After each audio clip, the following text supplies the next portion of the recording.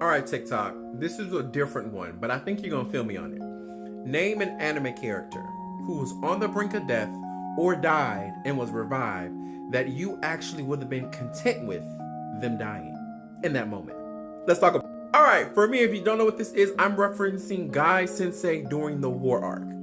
I don't think anyone, not even Madara Uchiha him fucking self, knew that Guy Sensei was as powerful as he was in this.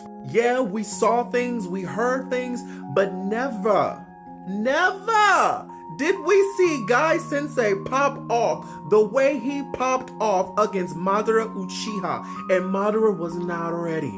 Guy Sensei proved that you do not have to have all the power abilities in your verse. Proved that you can literally be a handicap in your verse, work on that, and become incredibly powerful to the point to where you can go toe-to-toe to one of the most powerful Uchihas in the history of its clan. The fight between Madara and Guy Sensei is a classic fight that not many people talk about, and I don't know why, because this man literally was almost this close to beating Madara. The only other person who was that close to beating Madara was fucking Hashirama. And to think that Guy Sensei is a ninja who had no talent for ninjutsu, no talent for genjutsu, but solely based his work of art around taijutsu to become the greatest taijutsu specialist ever. I don't care what nobody said. Pushed himself to limits, to next limits, to next limits, to next limits, until he finally opened the 8th gate, the final gate. And we all know when you open this 8th gate, the result more than likely always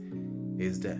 For me as a watcher, I absolutely would have been content with Guy Sensei dying this way. He went out like a G. He went out like a hero. He gave it his all. It's an appropriate death. It really absolutely is.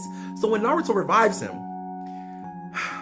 there's an ounce of me that's like, damn, just only because Kishimoto never uses Guy Sensei again in the whole rest of the series or in Boruto. This man is confined to a wheelchair. He is literally done at being a ninja. So what was the point in saving him if you were not going to use him? And throughout the continuation of the story or the world that is Naruto in Boruto, he's confined to a wheelchair, which means he can never be a ninja again. What was the point? This, to me, would have been a hero's death. Would have been the perfect way for Guy Sensei to go out. And every time I see him in Boruto in that weird time, I'm just like, damn, bruh, damn. You know, but it's ultimately that's happy that he lived and survived that. But I honestly, had he, just this scenario, had he passed after this, it would have been sad. It would have been sad. But I would have been content because this man went out the way you're supposed to go out. You give it your all, extend all aspects of your powers, push the villain to their maximum limit, and then give it all you got. And that's what he did. And I would have been content if he would have passed here. But you tell me, TikTok, who's an anime character who you are mad that they, or feel some type of way that they didn't die and they should have died? Or how do you feel about Guy Sensei? Would you be content if he would have died? Are you pleased that he lived and is confined to a wheelchair? I want to know. Let's talk about it.